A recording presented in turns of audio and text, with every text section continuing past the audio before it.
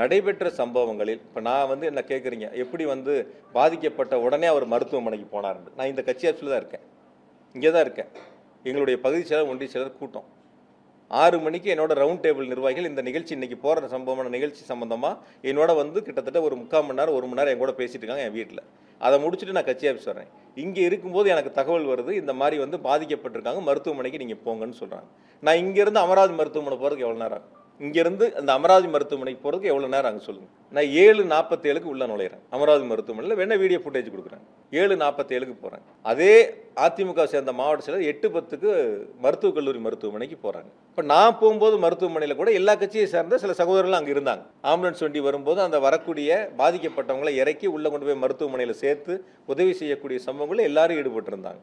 அதனால் பாதிக்கப்பட்டுன்னு தகவல் தெரிஞ்சவொடனே இப்போ என்ன டிக்கெட் போட்டு சென்னைக்கு போக சொல்கிறீங்களா? மக்கள் பாதிக்கப்பட்டு ஒரு பக்கம் மருத்துவமனையில் அனுமதிக்கப்பட்ட சூழலில் நான் அந்த சம்பவ இடத்துக்கு போகாமல் நான் டிக்கெட் போட்டு சென்னைக்கு போயிடவா? யாருக்கும் பதில் சொல்லாமல், யாருக்கும் உதவி செய்யாமல்? அப்படிப்பட்ட ஒரு சூழலை சில பேர் எதிர்பார்க்குறாங்கன்னு நான் நினைக்கிறேன். நான் இன்றைக்கி இல்லை, இனி எப்போ இருந்தாலும் நான் இருக்கிற வரைக்கும் எங்கள் மாவட்ட மக்களுக்கு, என்னுடைய தொகுதி மக்களுக்கு எந்த பாதிப்புனாலும் நாங்கள் முன்னாடி நிற்போம். நான் மட்டும் இல்லை, எங்கள் நிர்வாகிகள் எல்லாரும் முன்னாடி நிற்பாங்க. அதான் எங்களுக்கு எங்கள் தலைவர் கற்றுக் கொடுத்த பாடம். அதனால் அதில் நீங்கள் பிரதர் சொன்ன மாதிரி அவருடைய கருத்தை நேற்று ரொம்ப நாள் 3 நாள் கழித்து ஒரு வீடியோ பதிவிட்டிருக்காரு. அதெல்லாம் விசாரணை முடியட்டும். நான் சொல்றதை பொறுத்த வரைக்கும் எங்கள் இயக்கமே அல்லது வேறு எந்த இயக்கமாக இருந்தாலும் ஒரு தவறு நடந்து விட்டால் அந்த தவறுக்கு பொறுப்பெடுத்துக் கொள்ள வேண்டும்.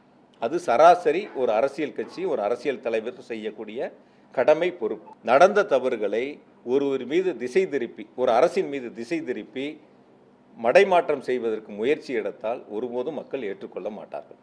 அதில் ரொம்ப தெளிவாக இருக்கேன்.